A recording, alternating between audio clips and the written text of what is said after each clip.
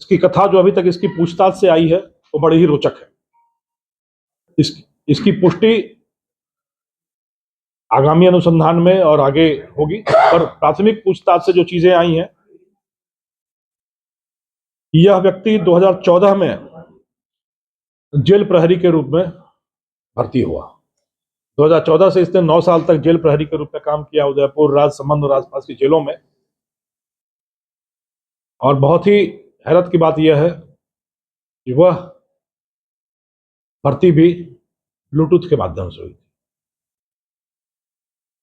उस समय इसने 1.5 लाख रुपए खर्च किए थे और एक नामी गिरामी आरोपी जो एक बहुत महत्वपूर्ण सूत्रधार के रूप में ऑलरेडी गिरफ्त में है राजस्थान पुलिस के, उसी के माध्यम से ब्लूटूथ के माध्यम से भर्ती होना यह बताता है।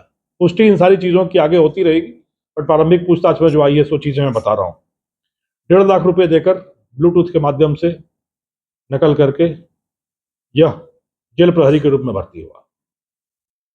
फिर इसकी शादी हुई, 9 साल तक यह जेल में रहा, जेल विभाग में रहा प्रहरी के रूप में। इसकी पत्नी भी बहुत महत्वाकांक्षी रही, सुमन नाम है इसकी पत्नी का। एक और रोचक तथ्य यह है कि रीट परीक्षा घोटाले के चक्कर में इसकी पत्नी भी जेल की हवा खा चुकी है। पेपर आउट करके अध्यापक बनने का मंसूबा उसने भी पाला और वो भी जेल की हवा खा चुकी है। पत्नी की सहेली ने कार खरीदा तो उसने पति को ताना दिया कि ऐसे ही नौकरी करते रहोगे। दूसरा व्यक्ति मनोहर जो है वो इस पूरे घोटाले धांधली के खेल में, पैसों के लेन देन में का नाम सामने आया है और उससे आगे की पूछताछ, आगे का अनुसंधान एसओजी करेगी। और यह उदाहरण है कि किस तरीके से राज्य की 2 एजेंसियां इस वजह पर लौटा।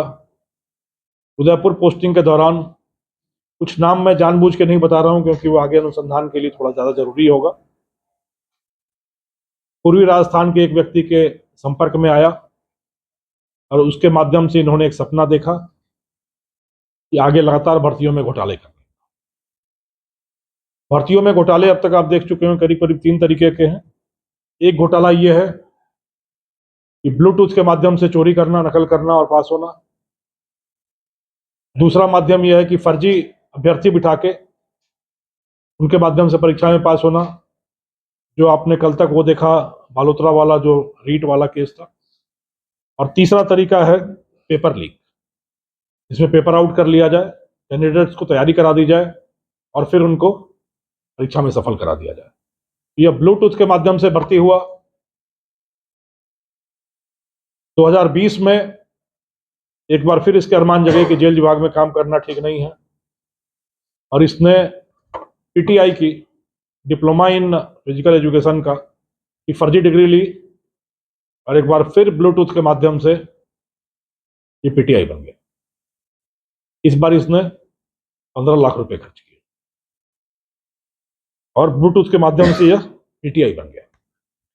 पीटीआई बनने के बाद इनका धंधा और आगे बढ़ा और उसी किंग पिन के माध्यम से, जिसको इसने 15 लाख देकर खुद पीटीआई बना, इसने 2 तरह के धंधे शुरू किए। पहला धंधा था फर्जी डिग्रियां देने का और दूसरा था पेपर लीक के। पहले इसने एजेंट के रूप में काम शुरू किया पूर्वी राजस्थान के उस किंग पिन के एजेंट के रूप में, कि उसके कैंडिडेट्स के लिए पेपर आने के बाद तैयारी कराना, उनको एग्जाम सेंटर तक बैठना और मैनेज कराना। और उसके बाद फिर इसने अपना चैनल कुछ लोगों के साथ मिलकर चालू किया। लीक पेपर इसके पास आते थे, एक जगह बैठकर ये सारे कैंडिडेट्स को, सारे अभ्यर्थियों को तैयारी कराता था, उनको परीक्षा भवन तक भेजता था और वहां जाकर ये परीक्षा मैनेज होती थी। तो इस तरीके से इसने काम किया। पेपर लीक में करीब अभी तक की पूछताछ में उन्होंने बताया कि 3 लाख रुपए प्रति अभ्यर्थी लेकर ये लोग कराते रहे। अभी तक की पूछताछ ज्यादा मैं प्रकाश नहीं डालूंगा क्योंकि एसओजी के अनुसंधान का विषय है। और वन रक्षक, एईएन, सीएचओ, पीटीआई, इन सब भर्तियों में यह खेल चला, यह अभी तक की प्रारंभिक पूछताछ में आया है।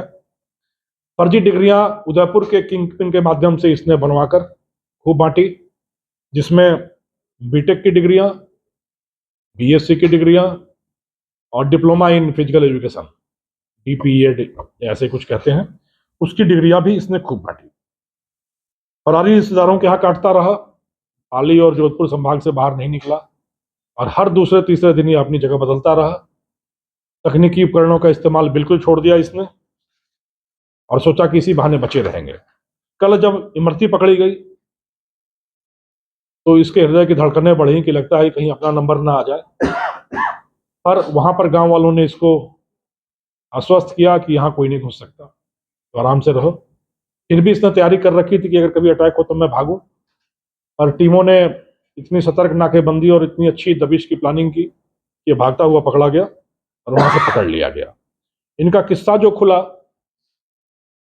एजेंटों और एजेंटों के बीच में जब पैसे की लड़ाई हुई तो उससे बातें खुली और एक कैंडिडेट जिसको इसने डिग्री दी थी, फर्जी डिग्री दी थी, वो वेरिफिकेशन में पकड़ा गया कि ये डिग्री फर्जी थी।